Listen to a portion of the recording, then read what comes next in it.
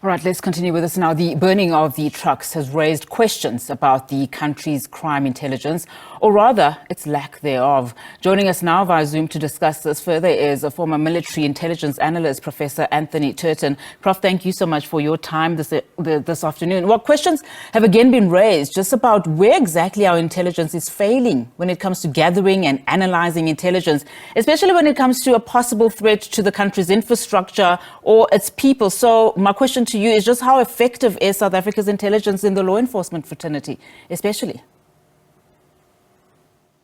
Yes, good afternoon to you and the listeners. Just one correction there. I was not with military intelligence. I was with national intelligence. They had fundamentally different roles to play. But nonetheless, you're correct. The intelligence services, we have got a number of them in South Africa, as consistent with all other countries. And we are talking now about crime intelligence as one entity, military intelligence as another, and in the modern context, the South African Security Agency, the SSA, State Security Agency, which is about state security. So these are different agencies that have got different roles and responsibilities.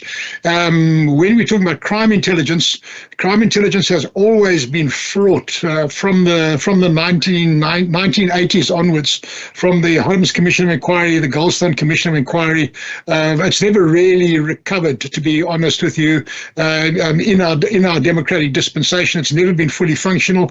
When it is functional, it always seems to be close to some other nefarious activity and some leadership crisis and what have you.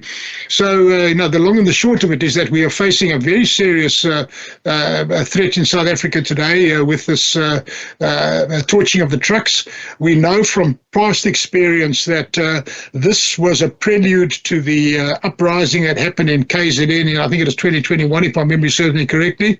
And of course, we don't know if that could happen again now. We know the Constitutional Court has just made a ruling about Jacob Zuma, and that was associated with the last uprising. So we don't know if these things are connected, and this is why it's so important that I would believe the State Security Agency should have the responsibility to do this, because the difference between the two agencies is that crime intelligence reports only on the crime aspects, not on the state security aspects of these things. And of course, that has got a fundamentally different kind of collection methodology. So I hope that helps.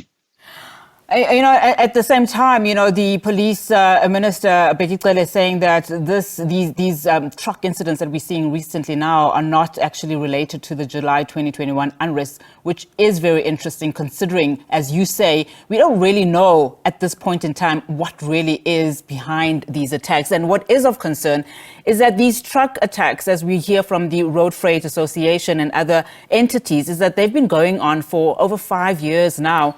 And around 2 years ago, I think some form of committee was set up in each province to make sure that they look at, what are some of the concerns on the ground and also what they can do to mitigate some of these, attacks. And yet we're sitting here, So again, it just puts that question in terms of why do we wait so long until so much damage has been done, particularly, Prof, if you look at where these attacks are happening in terms of our national roads. These are some of, the most economic roads, of the country. You would expect, that our SAPS, our intelligence, our law enforcement authorities are on top of it. Yes, okay, there are many things that you've said there. So let's unpack that a little bit, because I think it's of great importance to the citizens of South Africa. So the first thing is that intelligence is something that's only of value if you know about it in advance and if you act on it. So if your intelligence is not actionable, then frankly it doesn't help you to have it, which now poses two very, very important questions. And these are vexatious questions. So the first question is, how much budget is allocated in the South African context to the gathering of information intelligence, whether it's SSA or crime intelligence or whatever? How much, or military intelligence, how much money is allocated to that? I don't know what the exact number is, but I know it's a big number.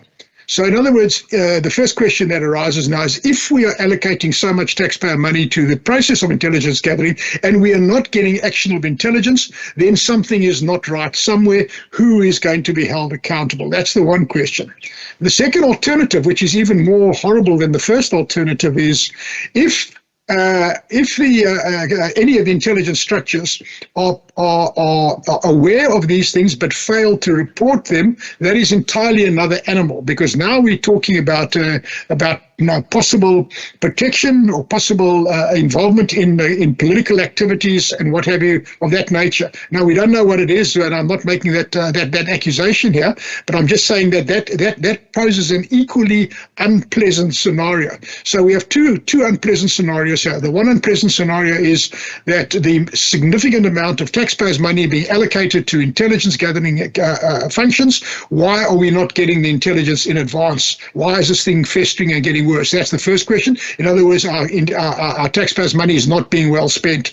The second thing now is, if our taxpayers' money is being well spent and there is in fact some kind of potential connection here, then that now is a very, very serious animal. That's something that requires very, very serious investigation if that is the case. And I'm not making that allegation. I'm just saying that, from an analytical perspective, this is what appears to be a logical conclusion without knowing all of the inside. Remember, crime intelligence has as an objective the apprehension of criminals, and therefore the generation of evidence that will go in a court of law. So in other words, in all cases where you use crime intelligence in general, the sources that you use, the agents, the people that you use, generally become witnesses in a court case, and that means that to use a sort of a general term, their cover is blown. Once their cover is blown, they can no longer be used as a source thereafter, as a human source. So therefore, crime intelligence is fundamentally different to state security intelligence. And state security intelligence, you don't have to put your agent in court. Therefore, your agent's identity can be protected. And of course, in the modern world, it's actually very difficult. Sorry, it's very easy to collect intelligence on these matters. That's because all of these things are connected in a digital world by communications of some sort, and all of those communications have got known backdoors into them. So in other words, it's really not an excuse not to know about this, especially given that this is such a high priority matter. The country is in unhealthy economic situation. We've come out of a very, very bad period of social unrest in the early 2020s, and we come out of COVID. We've got a high level of unemployment. We've got a general degradation of our infrastructure, particularly our railway lines, and that is why trucking is so important now. And then, of course, we also know that we've got certain syndicates operating in some of these places. So all of these things point fingers to the fact that this is a very, very serious matter that deserves the absolute highest level of priority. And I think the taxpayer has every right to ask questions about the allocation of their money and are they getting their bang for their buck.